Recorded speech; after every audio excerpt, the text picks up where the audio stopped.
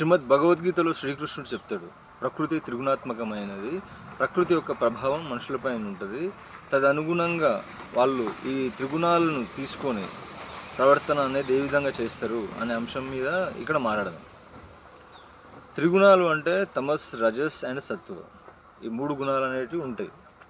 మనుషులందరిపైన అన్నీ ఒకే విధంగా ఉండవు, అన్ని గుణాలు ఒకే విధంగా ప్రభావం చూపించవు. కొంతమంది సత్వగుణ ప్రధానంగా ఉంటారు, కొంతమంది తమో, కొంతమంది రజోగుణ ప్రధానంగా ఉంటారు. సత్వం రజ స్తమ ఇతి గుణ ప్రకృతి సంభవ ఇబధ్నంతి మహాబాహో దేహి దేహి నమామ్యహం అని చెప్తుంది గీతలో కృష్ణుడు అర్జునుడితో. అంటే దాని మీనింగ్ ఏంటంటే, అవినాశి అయినటువంటి ఆత్మ దేహాన్ని ధరించినప్పుడు ప్రకృతి ఆ ఆత్మను త్రిగుణాలతోని బంధిస్తుంది అని చెప్తున్నాను.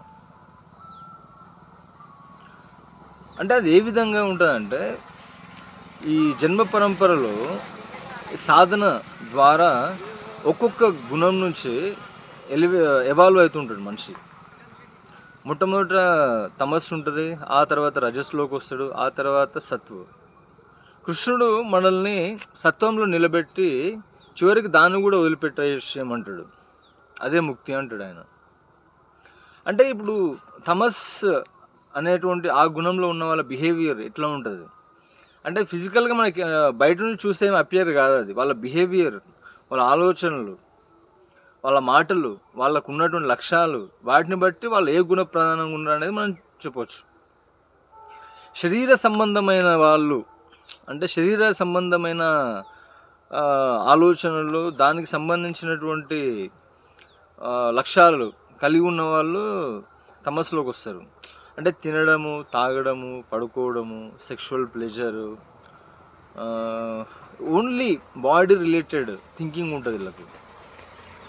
అంటే ఫిజికల్ స్ట్రెంత్ పైన ఇట్లాంటి ఆలోచనలు కలిగి ఉండి టోటల్ ఆ సర్కిల్లోనే వీళ్ళు పరిభ్రమిస్తుంటారు. అంటే వీళ్ళ ఆలోచనలు, వీళ్ళ మాటలు, వీళ్ళ లక్ష్యాలన్నీ కూడా ఫిజికల్ రిలేటెడ్ అయి ఉంటాయి. అంటే ఫిజికల్ ప్లెజర్ కోసమని తాపత్రయపడుతుంటారు వీళ్ళు.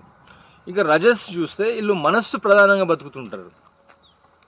అంటే గౌరవము, హోదా, లేదనంటే ఒక లక్ష్యాన్ని ఏర్పరచుకొని దాన్ని సాధించాలి అనే ఆ క్రమంలో వెళ్తుంటారు. దానికోసం వీళ్ళు ఏమైనా సరే చేయడానికి వెనకాడరు వీళ్ళు.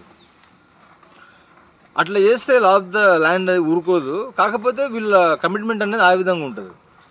అంటే ఉదాహరణకు నేను ఒక ఎమ్మెల్యేని కావాలి, లేకపోతే ప్రైమ్ మినిస్టర్